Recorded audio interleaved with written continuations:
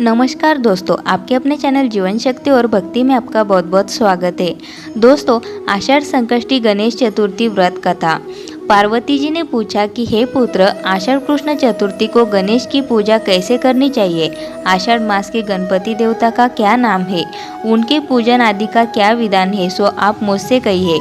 गणेश जी ने कहा, आषाढ़ कृष्ण चतुर्थी के दिन कृष्ण पिंगल नामक गणेश की पूजा करनी चाहिए। इसकी कथा इस प्रकार है। हे महाराज, द्वापर युग में महिष्मती नगरी का महिजित नामक राजा था। वह बड़ा ही पुण्यशील और प्रतापी राजा था। वह अपनी प्रजा का पालन पुत्रवत करता था, किंतु संतानविहीन होने के कारण उसे राजमहल का वैभव अच्छा नहीं लगता था। वेदों में निसंतान का जीवन व्यर्थ माना गया है। यदि संतानविहीन व्यक्ति अपने पितरों को जलदान देता है तो उसके पितृगण उस जल को गर्म जल के रूप में ग्रहण करते हैं। इसी उहापोह में राजा का बहुत समय व्यतीत हो गया। उन्होंने पुत्र प्राप्ति के लिए बहुत से दान यज्ञ आदि कार्य किए, फिर भी राजा को पुत्र उत्पत्ति न हुई। जवानी ढल गई और बुढ़ापा आ गया, किंतु वंश वृद्धि न हुई। तदनंतर राजा ने विद्वान ब्राह्मणों और प्रजाजनों संदर्भ में परामर्श किया। राजा ने कहा कि हे ब्राह्मणों तथा प्रजाजनों, हम तो संतानहीन हो गए, अब मेरी क्या गति होगी?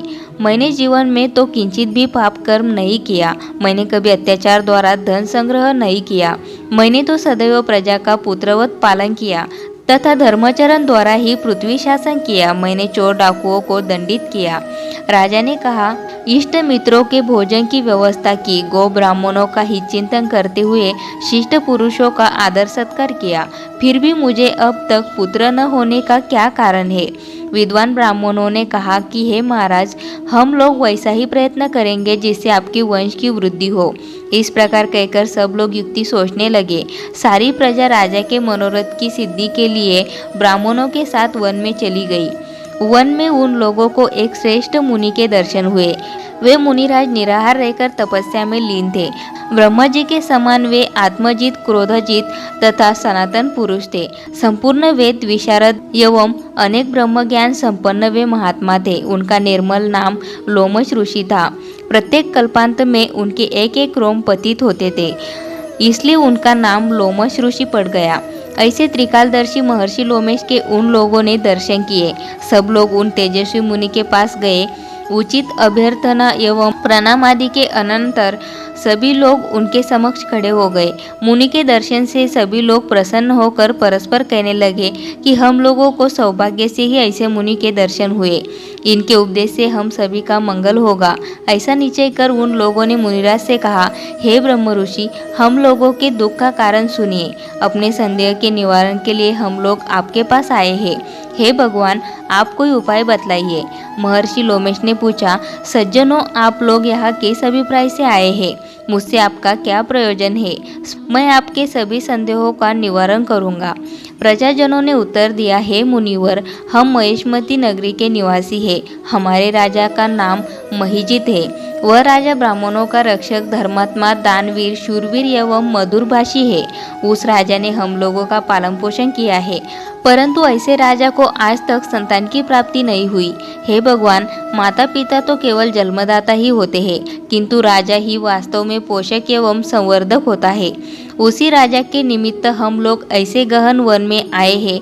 हे महर्षि, आप कोई ऐसी युक्ति बताइए जिससे राजा को संतान की प्राप्ति हो, क्योंकि ऐसे गुणवान राजा को कोई पुत्र न हो, यह बड़े दुर्भाग्य की बात है।